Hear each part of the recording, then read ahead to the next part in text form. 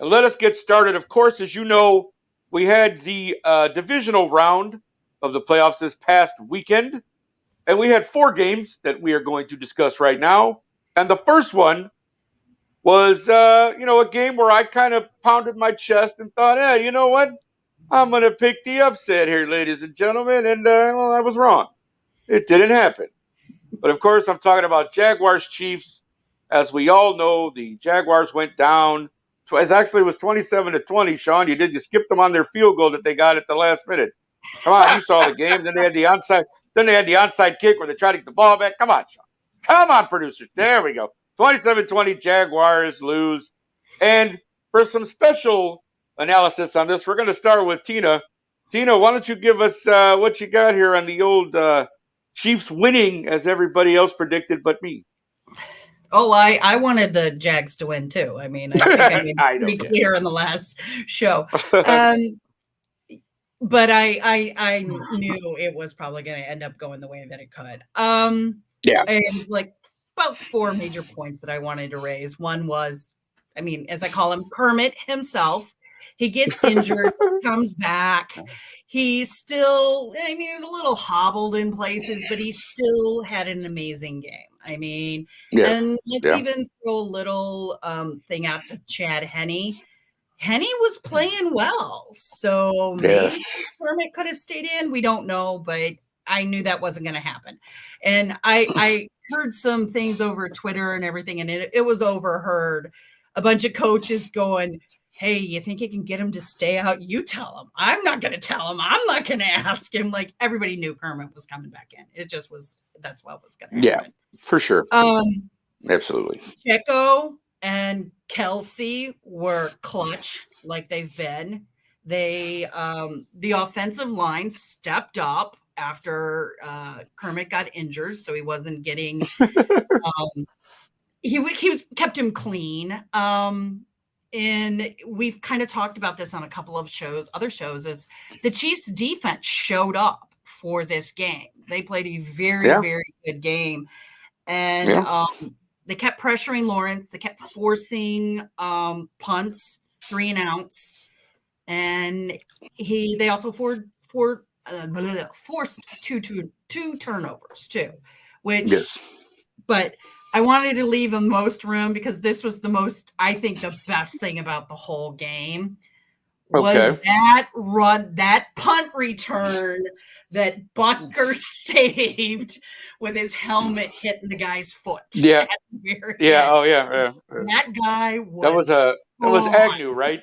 Agnew was the returner for Jacksonville. Yeah. Agnew, yeah. So, and then Butker also had 2 50-yard field goals. So that he did. That is correct. The Chiefs came to play, to my disappointment. But right. Well, yeah, sure. But they did. Yeah. They absolutely 100%. Like, and again, it wasn't that I didn't, again, I know like I said, I was pounding my chest about Jacksonville and they were on a roll and all this stuff. And again, there were moments in the game where I thought, this, the comeback is possible. I mean, Christian Kirk drop was an easy pass at like the 8-yard line that literally could have led to a score there. And instead they ended up punting on that possession. So Anthony, let me ask you something really quickly about this. Cause like, obviously we saw, he goes down, our boy Mahomes, high ankle sprain is what it was diagnosed as. Obviously, I don't think any of us are any under illusions that he is not going to play this week if he can, right? Of course. But honestly, what I guess the way I'll phrase this is, if his ankle obviously is still bothering him, it's only been a week. It will only be a week in between games. Does that hurt their chances, given what we saw when he was trying to hand off and was hopping on one leg? Yes. Do you think that hurts, given that they're playing the opponent that they have in the Cincinnati Bengals? Yes, because you think about it, he really only had to manage that for a half. Yeah, I mean, you're talking 4 quarters against the Bengals, and that defense.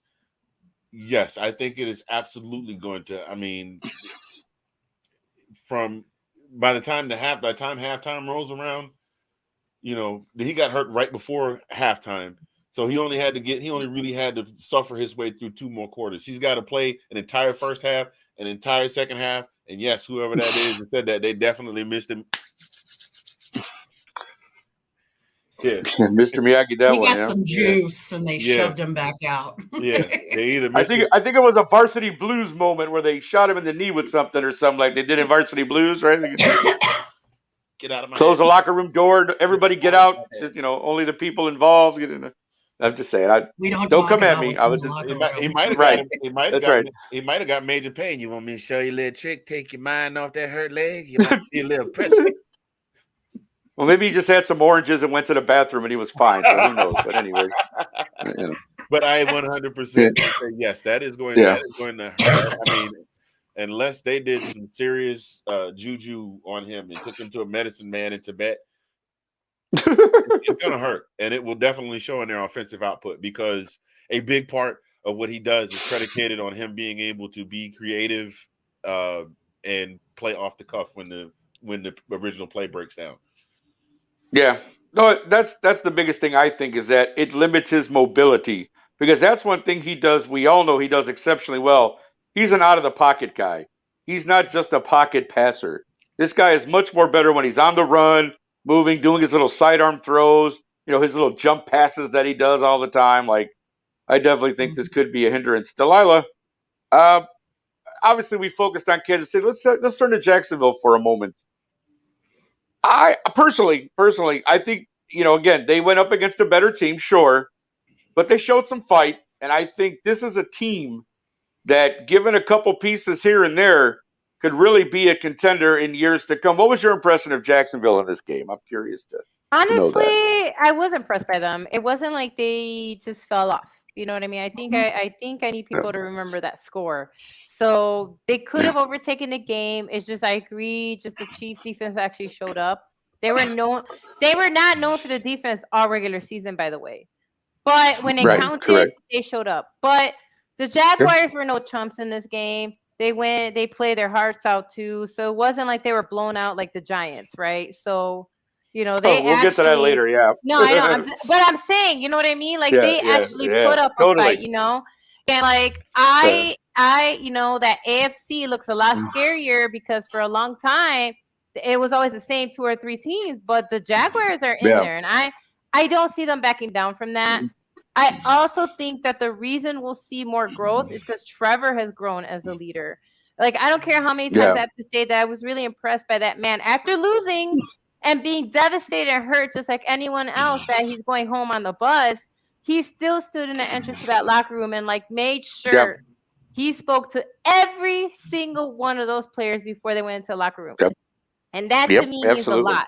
And I do think that Doug Peterson deserves a lot of credit. It's why he won that AFC coach, right? It makes he deserved that because he changed that culture, and Trevor has matured. And I will say, AFC, watch out next year because Jaguars are not backing down. Like I think they're always going to be a threat now, especially with this new culture and stuff. So kudos to the Jaguars. They didn't just take it lying down. So, I just think that the Chiefs, which I chose, I picked to win just about overall football. You know what I mean? Like, absolutely.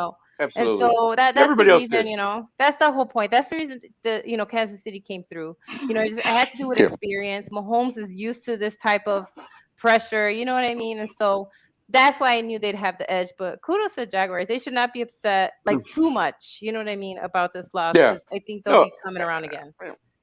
Absolutely. Again, that's a team that went from pretty much worst to first in their division. So definitely look for good things from Jacksonville in the future. Let's go to our next game, and I will take this one. Bengals Bills. Yeah. Okay. Here's what this is really one of the biggest thing I want to say about this game is that from the jump, the Bengals looked like they were just dominating Buffalo on every aspect of this game. Offensive line, defensive line. I mean, they just literally looked like they were just ready to play, and Buffalo came out flat and got caught right away, and that was it. They never were able to come back, catch back up. Josh, and again, my biggest thing, obviously everybody does the quarterback comparison. You've got Joe Burrow, you've got Josh Allen. But Josh Allen, honestly, like I said, I mentioned this, I believe, last week when we were talking about, he didn't impress me in that game against Miami, and he didn't impress me at all in this game either. Like, he's had some bad playoffs, Mr. Josh Allen. A couple more turnovers, and it just, like I said, Cincinnati just looked like they were controlling both lines. And again, we know they were missing 3 starters on their offensive line. But of course, there was a bright spot, and I will talk this guy, Sharping, an NIU graduate. As you know, I'm an NIU Husky fan.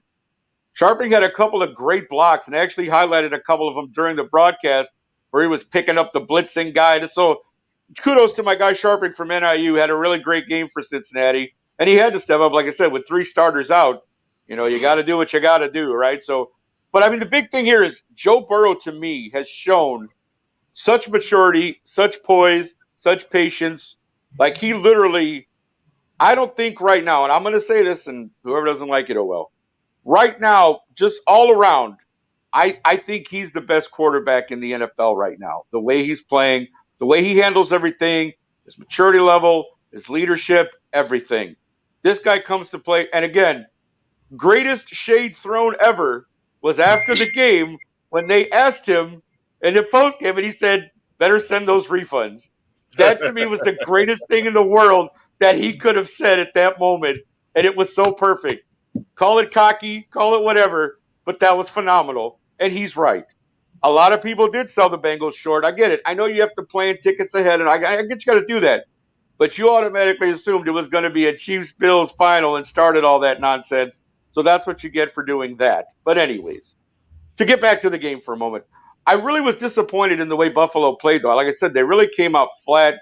And again, whether you think it was Eli Apple played a great game or just Josh Allen played a bad one and wasn't getting Stephon the ball, because he only had 3-4 catches, 50-something yards in total yards in his reception. So, I mean, Diggs was not a factor at all, obviously, and the score tells you that. It was 27-10. They couldn't really get going on offense. And I just think this, to me, showed me, okay, Kate says, yeah, I know. We know, Kate, you're a huge Joe Burrow fan, of course. We know. Outside of your boy TB, Joe Burrow's your guy, Mr. Smokey Smooth. We love you. We know. Thank you for watching. We love you, Kate. But yeah, I mean, obviously Joe Burrow is the man right now. And like I said, I just think he's probably the best quarterback in the NFL right at this point. And again, I am looking forward to this weekend, of course. And like I said, we'll do our previews later. But great win for Cincinnati, going back to the AFC title game. And who knows, we could be looking at a two-time AFC champions. Could be that. But again, Delilah, I'd like to get your impression of the game, though. I mean, especially with Buffalo. What happened there? What was the deal with that? Honestly, I was concerned already how they played against Miami, right? Like, I was concerned about Cincy too, but people discounted Cincy already. You know what I mean? But Buffalo, they were the favorite to win the Super Bowl for a while, right? All season. And so from the get-go, from the jump, Cincy was just smooth sailing. I mean, how quickly in that first drive, like within the first minute, and they got a touchdown. You know what I mean? And now already was like, Buffalo came in second after San Francisco in the regular season, when it comes to defense. And that defense just completely fell apart, right? Because 27-10 will tell you that much, that the Bengals found holes all over that defense. And I know we can talk about, people are injured. You're right. But at the same time, if these are the Bills and we're talking about, experience and people like stepping in, the fact is that the Bengals found holes. And then the Bengals defense, who no one ever talked about, right? They were like the best defense. They showed up. Man, did they pressure Josh Allen. They covered all the main guys. Like you said, as mad as Stephon Diggs was as quarterback, he should have been mad at himself too, because he couldn't get those catches. And when he did, he didn't go far, right? So at the same time, they should have looked internally. And if anything, he should have been more upset at his defense, right? He should have been like, whoa, where's that top defense that we've been talking about all season? You couldn't stop the run. You couldn't stop the passing. I mean, they could not stop. And Burrow, people forget, had injured O-line and inexperienced O-line, right? It was like most of the guys were like, this was like their first season. Yeah. And so, you couldn't get to Burrow, which is, interesting since all season long. We're like, oh, my God, he's getting beat up, blah, blah, blah, blah, blah. His O-line stood up to the test. The defense showed up, and Cincy just looked great on both ends. They just looked great offensively and defensively. And like you said, Joe Burrow shut up the haters. He got a touchdown with his boy Jamar, right? Because we know that they're boys, and they're just that tandem, right?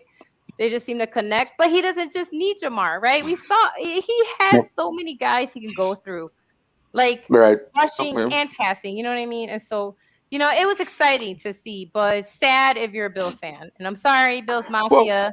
I was rooting for you, but man. That happens. What can you do? That's why we play the games, ladies and gentlemen. That's why we play the games.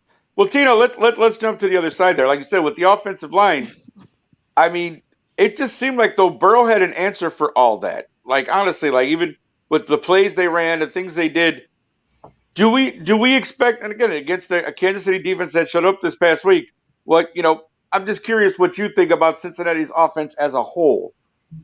Well, considering that Cincinnati beat Kermit twice this year and he was at full strength, I think Kansas City needs to be scared about this game coming up. And I think Cincinnati is getting hot at the right time again. And to go back to kind of what you said about Joe got a little upset with people like refund those tickets. I think all of Cincinnati, the entire team, definitely is like, you guys have been discounting us and we're ready to prove something right now. So that Chiefs team that showed up is going to show up times 12, is going to have to show up times 2 because Cincinnati's hot. I wanted to also kind of, you talked a little bit about it, but I've mentioned it a couple of times, is the Bills have been off and on all season. They've had streaks where they've done really, really well, and then they've had games that they haven't won. But their defense has taken a big hit over the last month, and especially losing Von Miller, where you can't come in with a double pass rush. That's a huge miss as far. I mean, they picked him up specifically for that purpose. So, but like I said, the Chiefs need to worry about Cincinnati. So the kitty cats have got their claws out. So. That's right. No, I'm with you. Handy, I want to ask you this because there was some criticism actually after the game. I read some reports that Buffalo's offense might have been a little overrated this year. I'd like to hear your take on that. One of the biggest things, and I think we said this here on this show, and I think I've heard Sean say it on Let's Talk Football. The Bills need some help in the backfield for Josh Allen. He ran way too much, and every team that figured that out that keyed up on him and kept him from having one of those Cam Newton's Michael Vick kind of games where he runs for a whole bunch of yards. Exactly.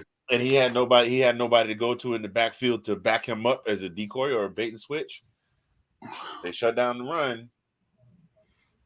All they had to do was key up on the pass. And you see, they got by Miami.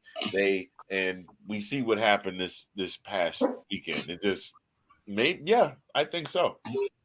This is not this is not the same high-powered offense that we saw last year in the massive shootout and in that big shootout game. This is we're good enough to beat just about everybody, but if the right person comes along, they'll punch us in the mouth at the right time. Well, that's we saw that happen about the Bills. Is they rely too much on Josh Allen to do everything, and he can't do everything. So very, very true. We will have to wait and see what Buffalo does in the offseason to improve that, especially with all the stuff with Diggs walking out of the locker room, blah, blah, and then they had to get him to come back, that sort of thing. So definitely be watching the developments there in Buffalo over the offseason. But let us move on. We have 2 more games to get through. So let us go to the next game, which is 49ers-Cowboys. So for this, we're going to start with Delilah. Delilah, go ahead and give us what you got to open up with 49ers and Cowboys. Listen, we were in the Roundtable group chat, and they had we talked about this, like literally off, I don't know, there's 6 of us in there. And every time it was like missed opportunities, because the fact is that it was a defensive game. And I get it. It's not that I hate defensive games. I don't. But I did expect like some offensive, you know what I mean? Something more exciting. You know what I mean? I just, maybe because, again, I'm not trying to harp on the old rivalries from the 80s and 90s. You know what I mean? Like, I was expecting more excitement. You know, that's what it was. So, but I'm not hating on a defensive game. It was more just because of that. It's an old rivalry, and I just expected that whole, you know, that energy or whatnot. Yeah, for sure. Outside of that, here is for me the biggest difference. Okay, so in total of this game, Dallas had 76 rushing yards compared to 49ers 113, right? Now, on this show, I don't know, a month ago, we talked about, right? You posed a question about this being a passing league.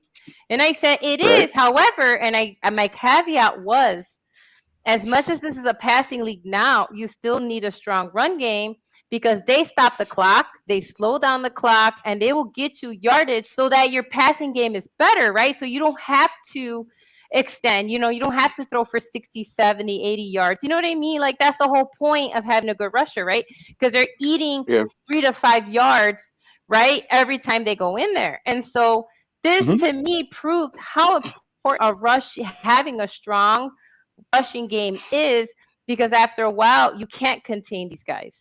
Right. And so that was right there. If you compare, and that's in 4 quarters. All right. So 76 to 113. When it came to passing, they're about the same. Like, Dallas had 206, 49ers had 199. Do you see what I mean? So that really was a huge difference. Now, in the first quarter, you know, they did sack Purdy. So Dallas did something that the last few games a lot of teams couldn't, right? They didn't really put pressure on Purdy. He wasn't as tested. We said that. This wasn't his best game. It wasn't awful. I'm not hating on this, you know, on this kid getting 199 yards. You know what I mean? But, like, he was pressured, right? He was sacked. And then, like, you know, but every time, like, the Dallas got the ball back, we like, oh, they're within touchdown range. And for some reason, they just could not, you know, turn it into a touchdown. They did get one touchdown, right? Schultz got a touchdown, right, in the second quarter. Well, that was, you know. Yeah, that was earlier in the you know, in the second quarter, right? In the first quarter, by the way, the only points scored in the first quarter were 3 by San Francisco. Right? That's it. It was a field goal. Then the second quarter, we got that touchdown, you know, from Dak to Schultz. But then you got the black punt, you know, the black punt, which people were saying, I'm not here to bash Mar, but people who were watching were saying he would have missed anyway because it was going left or whatnot. But anyways, it was black punt. Well, you looked at the kick, it did look like that, didn't it? Like it was going to go way left, you know, if he had, like, but anyways, go ahead, But in the second quarter, 49ers got 2 more field goals on top of that. Because I don't know if you guys know this, but in the postseason, I'm not saying the regular season, Robbie Gould, when he goes to postseason, has the best score. This is just stats. In the postseason, I'm going to say regular season right now, and I'm not saying that could change because he has 1 more game. But as of now, he has not missed a field goal in the postseason. Okay? Yeah. And so he got 2 field goals, right? That made the score 6-9. And that was before they went into halftime, right? So, you know, so the Dallas has 6. San Francisco had 9. Now, we joke around here. We always joke about the Peyton Manning thing because he swears that people don't do adjustments, but we know that's not true. You know, but if you're Peyton Manning, maybe you don't. And that's the whole point. No, if you're Peyton Manning, and go to the bathroom. Right. But everybody else, you know, everyone else probably makes can't adjustments, do that. Right. They gotta sit and listen, right? Then to me, what was a game changer was almost like a few seconds, right? Like 20 seconds before the fourth quarter. We had that juggling catch that I have no idea how George Kittle caught, right? But it just so happened, right? We all saw it. But it was a deep pass, and that man caught it. And that changed the trajectory because then when the fourth quarter came, that set up the 2-yard rushing touchdown by Mr. CMC because all 3 quarters, Dallas did a good job about containing him. But as soon as this happened, he, in his mind, because we know CMC was like, nah, I got this. And he did, right? He found it, and they got the touchdown. The only touchdown for the 49ers, but it came from their playmaker, right? Then we started seeing not just them, and even though they didn't get more touchdowns, all their playmakers all of a sudden came alive. Ayuk was catching passes, right? Like Debo was getting runs. You know what I mean? Debo started getting started, and they were picking up yards, and so it just changed the trajectory to the 49ers' favor. Now, it doesn't help. And again, I know that we've had these arguments about Dak, and I'm not a Dak hater, but he did have 2 picks. And those 2 picks, and it's on there, it's in the stats, San Francisco turned into points, right? You know, they turned them into points. So the 2 interceptions led to 2 field goals.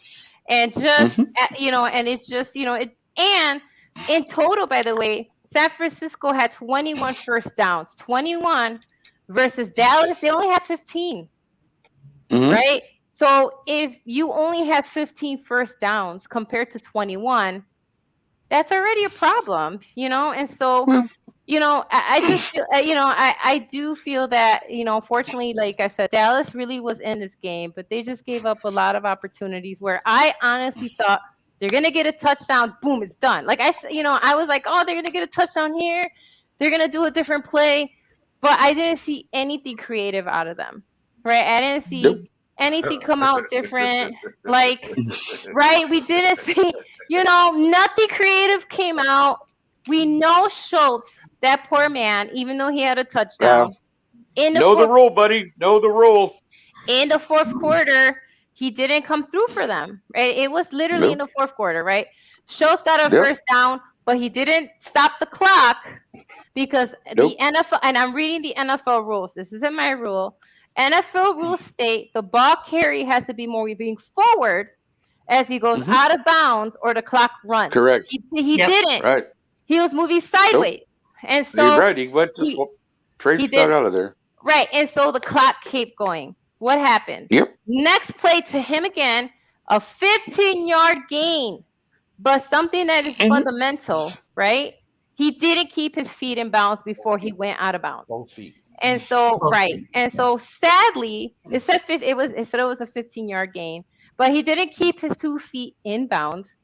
And unfortunately, it was ruled an incomplete, and you know that catch was overturned. And so it's those small things to me, those little mistakes that really led to this loss. Because I feel the whole game, Dallas was in here, but then right there towards the end of the third and into the fourth quarter, you know, they just lost steam and they just couldn't adjust. And 49ers and Shanahan, I know he hasn't won the big game, but when you know the other games, he just does a good job of like, all right, let's try this, let's do something else, let's change it up, let's get to this guy, and you know, and I think that was the biggest difference, and that's why the 49ers won, you know. And I mean there's absolutely. I mean I don't disagree with that, but I want to get it handy, and I'll go to you with this one. What in the blue hell? 2 years in a row now with the time management in the fourth quarter against the 49ers. What in the blue hell is going on in Mike McCarthy's head? Oh, he's put his cowboy. Okay, Steven, are you putting the cowboy hat on? You're gonna give me some here that I can use? Is that it? What do you got for me? Hey, look. Delilah, I'm gonna have to. This thing does not fit with the headphones, so wait a minute. All right. We have wardrobe malfunctions going on over here. Here we go. Wait, what did I do? I was just literally reading the facts. No, I'm gonna respectfully disagree with you that they didn't try nothing creative. Because Lord, I don't know what the hell that last play was. I'm sorry. Okay, I got you. They needed music and a couple of clown cars and circle around them while they did it. My bad. Okay. That was dope. That was something else. But go ahead. Yeah. We got told to take a seat. Time, I don't know what it is with them in time management, and I was thinking to myself as I'm watching this, if there's another 14-second scenario, I am going to absolutely lose my mind, and I'm going to give Janae the blues on Monday. And I actually wound up throwing out the 14-second reference during the show. Oh, come on, man! I thought you had my back, Brody. But still, I don't. I got no clue. They have no idea how to manage a clock whatsoever. When it comes down to it, they have no idea how to manage a clock. They don't know how to play. Dak throwing picks. Dak, if you want picks, ain't nothing wrong with picks. You got plenty of hair. Get you one of these. I got the one with the fist on it that you can put right in the back. Give it to Zeke. He look like he need a haircut. I'm just saying. Real talk though. I don't know what's going on with Dallas at the end of the game. At the end of the season and at the end of the last game of the season. And I'm saying this, baby, if you're watching this, I'm sorry. I know my wife is a big-time Dallas fan. You know what my wife said? It wasn't even a 2-minute warning yet. She looked up at the clock and she said, well, I guess I'll pick my crocheting back up and just finish crocheting. We'll get them next year. The game ain't even over yet. Why do I have an Afro pick? Look, Sean Spencer, don't you worry about why I got an Afro pick. A man can dream. Yeah, I mean, jeez. Oh, Lord. All right. Well, let's try to take the show back a little bit. Let's go to Tina now. Tina, in all seriousness, though, I'm sorry. I'm laughing so hard over here. I'm trying to regain my composure. Right. I'm trying to regain my composure. Yes. Oh, jeez. No, it's fine. I was reminded of an Eddie Murphy joke that I can't say on this broadcast about Anthony with his cowboy hat on. So I'm going to go ahead and just go to Tina. You better not go to Texas. Not go there. Right, exactly. Let's just go, give him a rope on to be a cowboy. Anyways, let's go to Tina. Tina, that Dallas defense, though, they really showed up. Like, let's be really honest about that. Yeah. But did it, to your opinion watching this, didn't it look like they just kind of ran out of gas at the end? Like, Dak could never keep the offense on the field long enough, and that Dallas always seemed like they were just on the defense was just always on the field? Yeah, I think that's exactly it. I mean, losing Tony Pollard was not good for them. He was the one that was getting them the points. Zeke was not going to be able to get what they needed out of their running back like they had in Pollard. So losing him, I was trying to look it up and I couldn't find it. But I swear to God, most of those 150, 170 yards rushing that San Francisco got was probably in the third and the fourth quarter. And I would probably guess that too. You're right, because they couldn't run in the beginning. No, neither one of them could. Both of the defenses were on fire. And to raise another woot to the NIU Huskies, Jimmy Ward. There we go. That's right, Jimmy Ward. He was all over their guys, and he was though. Yeah, their defense was good. Here's what I think is the difference in that game, and Delilah kind of alluded to it earlier: is the coaching. Shanahan, like we talked on the last week, Shanahan kept the foot on the gas in that game. He kept making adjustments. He kept changing it. This isn't working this time, but he kept going with Debo and he kept going with CMC and he kept going with, I can't remember the third guy that's the running back now. Elijah Mitchell.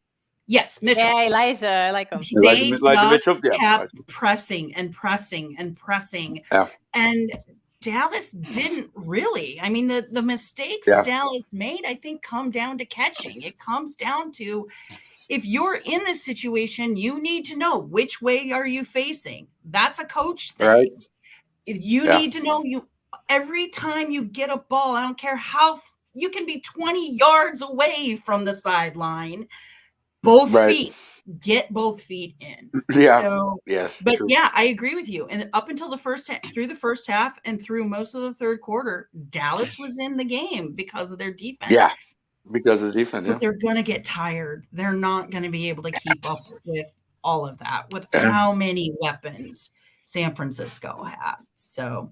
Yeah. And it was definitely one of those things where you can, again, we all know, I mean, I'm not a particular Dallas fan, but you had to feel bad for that defense because they left it all on the field, like they really did, and the offense just kind of let them down. That's a shame. But enough about that game. We have one more that we had over the weekend. Anthony, can you wear that hat the next time you're on the NFL edition, please? Okay, then. Cowboy hats equal ratings, Anthony. Apparently, so Ben Cornett, thank you very much for chiming in. We're going to make sure Anthony never not wear or does not ever, whatever the double negative is, just wear the damn hat. That's what I was trying to say. Never mind. I can't talk today. But let's move on. Let's move on. Eagles Giants, of course. Wow. Was I wrong about this one too? My goodness. I don't Anthony, go ahead, my brother. Give us what you got on Eagles Giants, because I got so much I could say, but we'll start with you. Go ahead. Well, if we thought the Giants was good, I didn't see it this past weekend, now for sure. But that's saying something, because I can't see too much with these on them to begin with.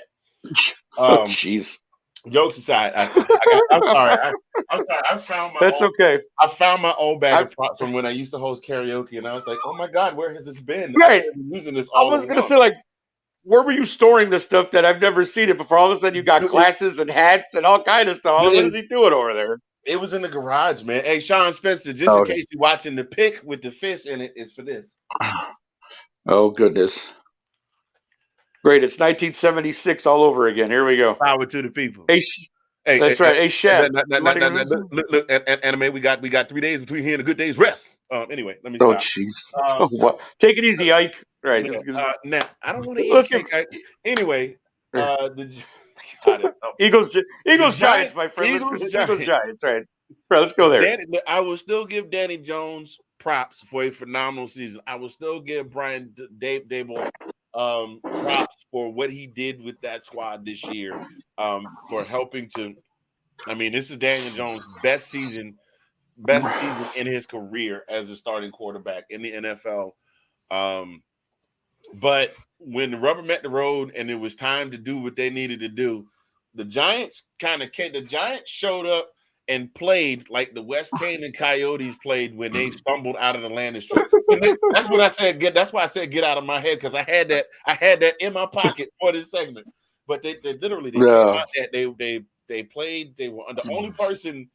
Apparently the whole team went except for Saquon Barkley, because Saquon. Well, there you go. Yeah. No matter what happens, I am going to do everything that I can do to help this team win, and it just didn't. Maybe it was like maybe it's like Soldier Boy from The Boys, where he's got that giant nuclear bomb thing he can blow up out of his chest, but he has to recharge. Maybe they used their super weapon too quick against the Vikings, and they just weren't recharged this week. I don't know.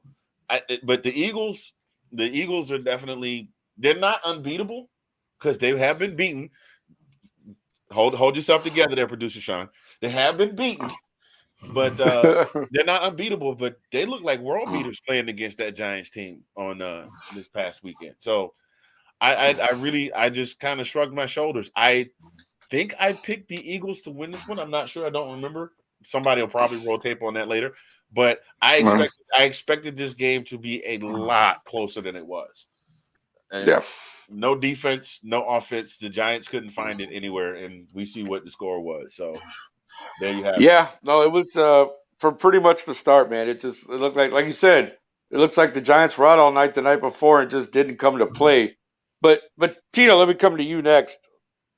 Like, what is Philadelphia, like, because again, I've questioned Philadelphia over this past year with different things, but I mean, the way they looked on Sunday, like, is this team unbeatable?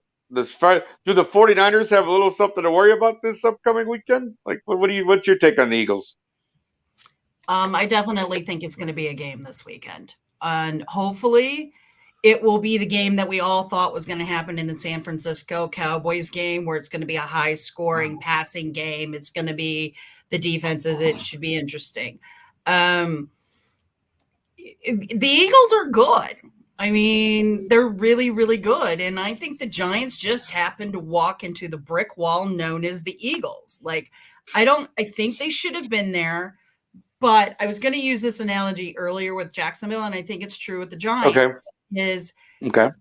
Those two teams remind me of the 2015 Chicago Cubs, who made it to the postseason, made it through the division round, and beat the Cardinals. And they were like, it's going to be 2, 3, 4 years before they even make the playoffs.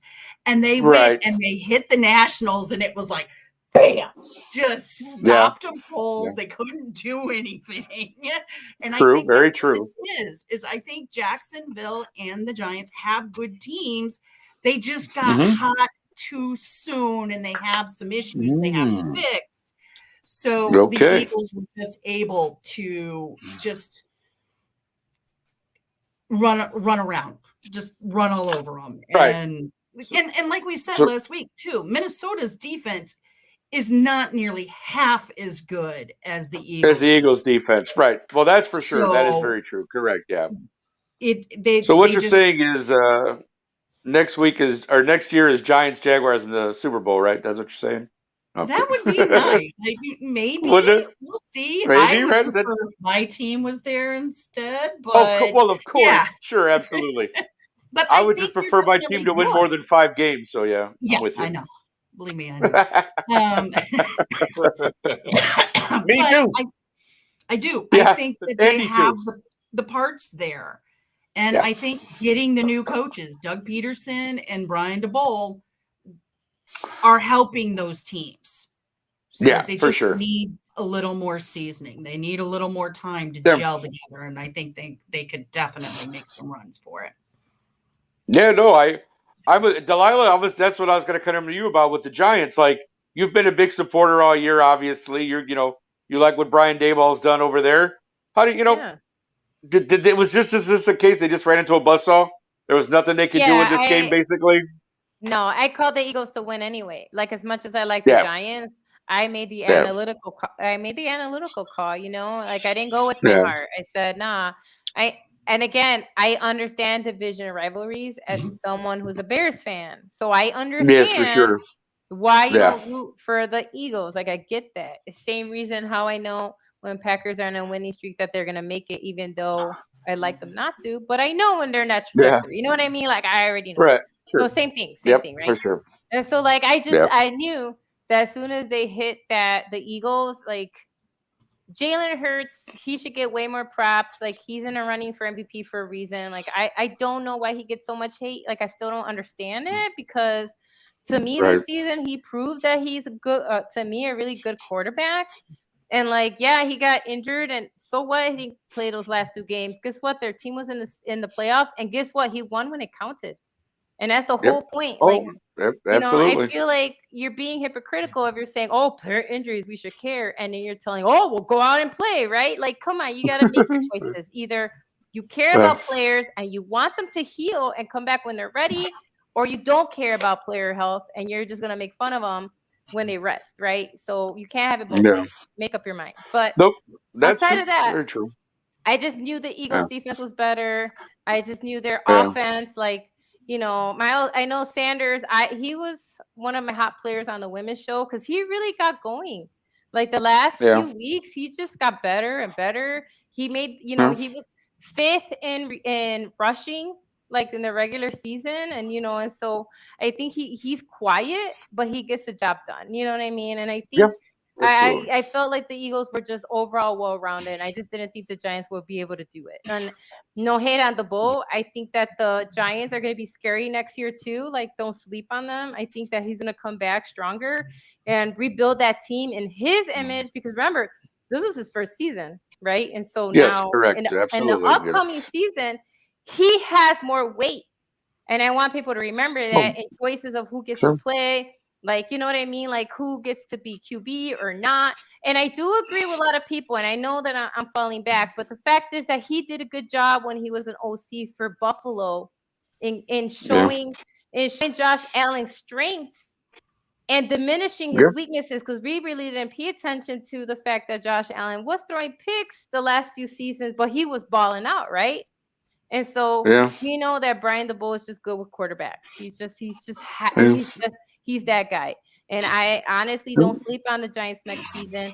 They didn't make it through this season, but I feel like we've awoken the sleeping giant. Yeah, very true. That could be very possible. Absolutely. Well, there you go, folks. Those are the 4 games we had this past weekend. We're going to take a quick video break, and we'll be back with our preview of the championship games this upcoming weekend. Enjoy this.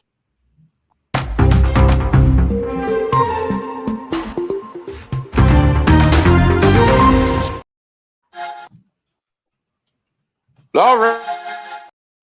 Well, wait. Oh, wait. There's more. Maybe there isn't. I don't know what happened. Anyways, all right. Well, since we that what you saw there was the intro for Delilah's segment of This Week in NFL History that we've been doing all season. Of course, we've been doing these specialty shows the last few weeks, so that hasn't been on. But that was a video for that. And Handy froze into something. What is it? Oh, a different angle? Did you change your camera? What happened? I don't know what's going on. Oh, you have two cameras. Okay. Oh, now you're a two-camera guy. I see how it goes. All right, no problem. I just want to like get something in. I'm gonna have multiple angles by the time this whole thing is over, baby. Oh, I thought you froze for a minute, to be honest with you. But thanks for watching. If you liked that clip, be sure to check out the other great content from the Let's Talk Football community. And as always, please like, subscribe, and hit that notification bell so you'll be notified when more great content like this becomes available.